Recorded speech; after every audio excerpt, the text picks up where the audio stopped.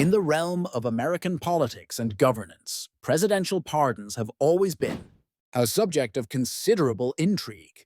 A pardon, while merely a legal reprieve, often carries with it a spectrum of socio-political consequences and moral debates.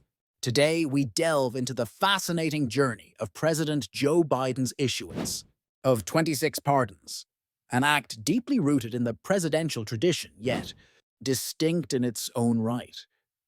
When Joe Biden assumed office as the 46th President of the United States, he brought with him a promise of restoring decency, compassion, and justice in governance. The power to grant clemency, inherited from the Constitution, manifests through pardons, commutations, and reprieves. They serve as crucial tools for correcting judicial errors, showing mercy, or advancing broader social justice goals.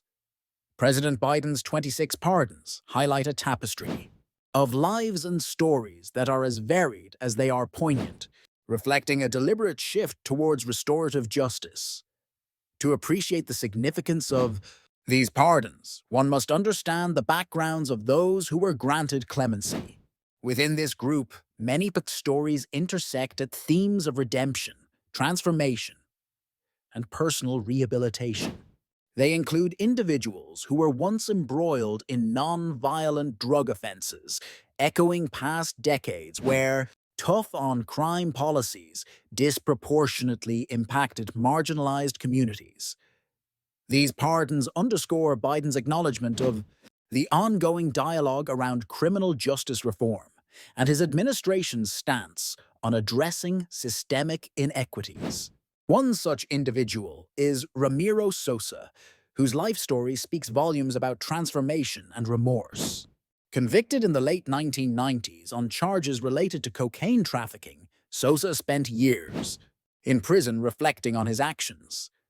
Since his release, he has dedicated himself to community service, mentoring at-risk youth to steer them away from the mistakes of his past. Biden's decision to pardon Sosa is emblematic of a broader belief in second chances, a societal recognition that people can indeed change and positively impact the world around them.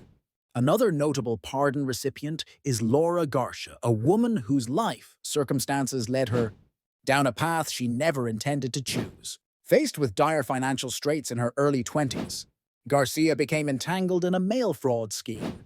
After serving her sentence, she significantly contributed to non-profit organizations focused on assisting women re-entering society post-incarceration.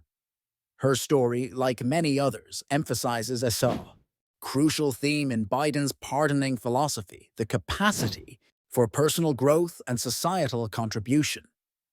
These actions by President Biden also resonate with his broader policy initiatives aimed at racial equity and fairness in the criminal justice system. The pardons are not just about clemency, they are a statement about the values of empathy and the necessity of healing polarizing wounds that have long divided American society.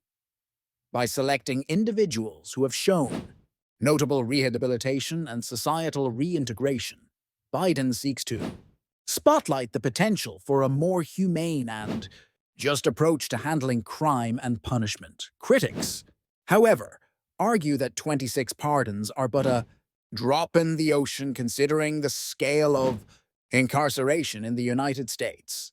Many believe that, while these acts are commendable, they should spur more extensive systemic reforms to dismantle the cycles of recidivism and economic disparity that fuel the prison industrial complex.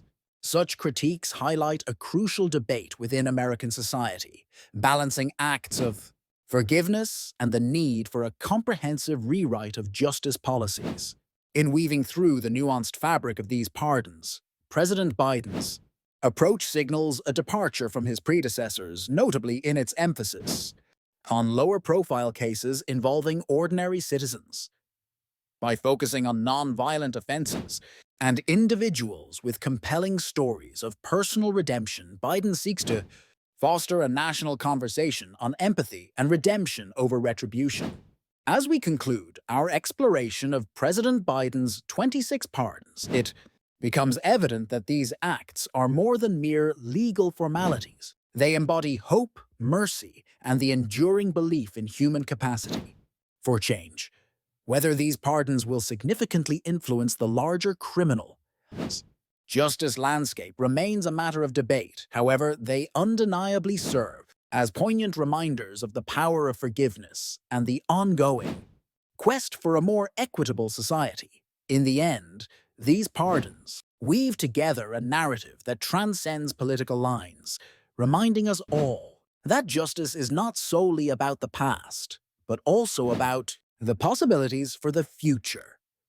A future where the promise of renewal is as powerful as the law itself.